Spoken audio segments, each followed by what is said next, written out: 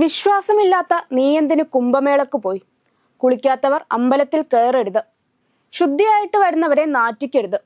നീ കുളിക്കാനിറങ്ങാത്തത് നന്നായി, അല്ലെങ്കിൽ മറ്റുള്ളവർക്ക് വട്ടച്ചൊറി വന്നാനെ. ഇന്നലെ മാതൃഭൂമി അക്ഷരോത്സവത്തിൽ പങ്കെടുത്ത് സംസാരിക്കവേ മുൻ കേരള ബ്ലാസ്റ്റേഴ്സ് താരം CK വിനീത് കുംഭമേളയെക്കുറിച്ചുള്ള തന്റെ അനുഭവം പങ്കുവച്ചിരുന്നു. ഇതിന് പിന്നാലെ CK വിനീതിന് നേരെ വന്ന കമന്റുകളാണിത്. കമന്റുകൾ എന്നതിലുപരി വ്യക്തിപരമായ ആക്രമണം എന്ന് പറയേണ്ടി വരും. ആ കൂട്ടത്തിൽ ഒരു വിഭാഗം ആളുകൾ വിനീതിനെ അന്തം കമ്മിയെന്ന് വിശേഷിപ്പിക്കുന്നുമുണ്ട്. കണ്ണൂരിലെ പ്രശസ്തമായ ആണ്ടല്ലൂർ കാവിൽ നടക്കുന്ന തെയ്യം മഹോത്സവത്തിൽ നിന്നുള്ളൊരു ചിത്രം വിനീത് പങ്കുവച്ചിരുന്നു. ഇതിന് താഴെയാണ് ഇത്തരം അസഭ്യ കമന്റുകൾ നിറഞ്ഞിരിക്കുന്നത് എന്നതാണ് മറ്റൊരു വസ്തുത. കുംഭമേള ഭയങ്കര സംഭവമാണ് എന്ന് വിചാരിച്ചിട്ടാണ് അങ്ങോട്ടേക്ക് പോയത്. എന്റെ എക്സ്പീരിയൻസിൽ കുംഭമേള ഭയങ്കര സംഭവമല്ല, വലിയ ആൾക്കൂട്ടമാണിത്. വിശ്വാസികൾക്ക് പലതും ചെയ്യാനുണ്ടാകും. ഇത്രയും വൃത്തികെട്ട വെള്ളമുള്ളിടത്ത് എനിക്ക് കുളിക്കാൻ താല്പര്യമില്ല. ചൊറി വന്നിട്ട് തിരിച്ചു വരാനും താല്പര്യമില്ല. കുംഭമേളയിൽ ഞാൻ കണ്ടത് ഒരു ഭാഗത്ത് നാഗസന്യാസിമാരെയും മറ്റൊരു ഭാഗത്ത് കുളിക്കാൻ വന്ന ജനങ്ങളെയും അവരുടെ ജീവിത രീതിയുമാണ് എന്നായിരുന്നു വിനീത് പറഞ്ഞത്. കൂടാതെ ഇത്രയും ആളുകൾക്ക് വരാൻ വേണ്ടിയുള്ള PR വർക്ക് അവർ ചെയ്തിട്ടുണ്ട്. എന്നാൽ അവരെ ഉൾക്കൊള്ളിക്കാനുള്ള ഒരു സൗകര്യവും ചെയ്തിട്ടില്ല. വിശ്വാസികൾ ഞാനീ പറയുന്നത് എതിർക്കും. അവർ നരേന്ദ്രമോദി കി ജയ്, യോഗി കി ജയ് എന്നേ പറയൂ, CK വിനീത് പറഞ്ഞു. എന്നാൽ ഇതിനെതിരെ സാമൂഹ്യ രാഷ്ട്രീയ നിരീക്ഷകൻ ശ്രീജിത്ത് പണിക്കർ രംഗത്തെത്തിയിരുന്നു. കേന്ദ്ര സർക്കാർ സർവീസിൽ നിന്ന് പിരിച്ചുവിട്ടതാണ് വിനീതിന്റെ പരിഹാസത്തിന് പിന്നിലെന്ന് ശ്രീജിത്ത് പരിഹസിച്ചു. കേന്ദ്ര സർക്കാർ ജോലി ഉണ്ടായിട്ടും അതിന് കൃത്യമായി പോകാതെ മുങ്ങി നടന്നതിന്റെ പേരിൽ സർവീസിൽ നിന്ന് പിരിച്ചുവിട്ടതിന്റെ ചൊറി ചേട്ടന് ഇതുവരെയും മാറിയിട്ടില്ല.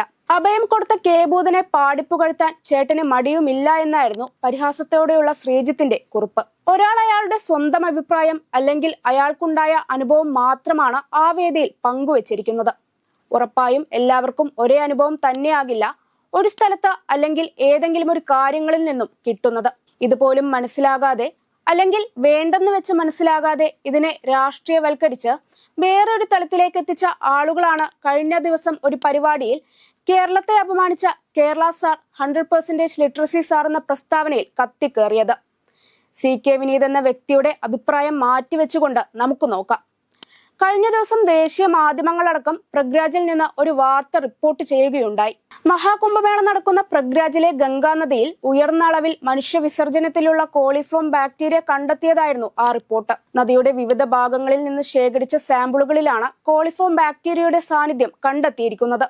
കുംഭമേളയോടനുബന്ധിച്ച് ലക്ഷക്കണക്കിന് പേരാണ് ഗംഗാനദിയിൽ പുണ്യസ്നാനം നടത്തിയത്. ഗംഗയിൽ ഉയർന്ന അളവിൽ കോളിഫോം ബാക്ടീരിയ കണ്ടെത്തിയ കാര്യം മലിനീകരണ നിയന്ത്രണ ബോർഡ് ദേശീയ ഹരിത ട്രിബ്യൂണലിനെ അറിയിച്ചിരുന്നു. എന്നാൽ ഇതിന് പിന്നാലെ തന്നെ ജലത്തിൽ ബാക്ടീരിയകൾ ഉണ്ടെന്ന റിപ്പോർട്ടുകൾ തള്ളിക്കളഞ്ഞ ഉത്തർപ്രദേശ് മുഖ്യമന്ത്രി യോഗി ആദിത്യനാഥ് രംഗത്തെത്തിയിരുന്നു. മതസമ്മേളനത്തെ അപകീർത്തിപ്പെടുത്തുവാനുള്ള ശ്രമമാണിതെന്ന് അദ്ദേഹം പറഞ്ഞു.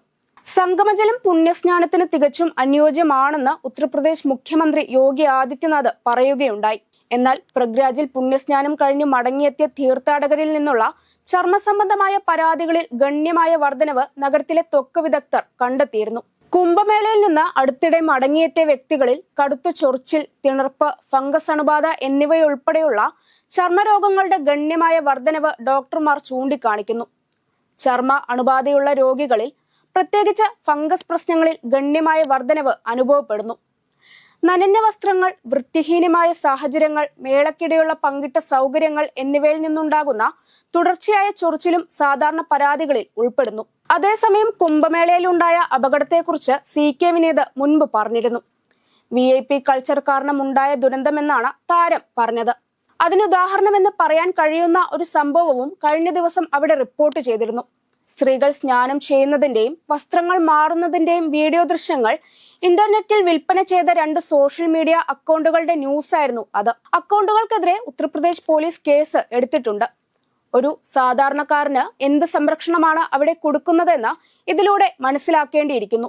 കൂടാതെ ഒരാൾ തന്റെ വ്യക്തിപരമായ അഭിപ്രായം പറയുമ്പോൾ അവരെ അന്തം കമ്മിയാക്കുന്നതും സംഖ്യയാക്കുന്നതും കടന്നാക്രമിക്കുന്നതും ഒരു തുടർക്കഥയാകുന്ന നാട്ടിൽ എന്തിനുമേതിനും ജാതിയും രാഷ്ട്രീയവും കുത്തിക്കയറ്റുന്നവർക്ക് എന്നെങ്കിലും നേരം വെളുക്കുമെന്ന് പ്രതീക്ഷിക്കാം.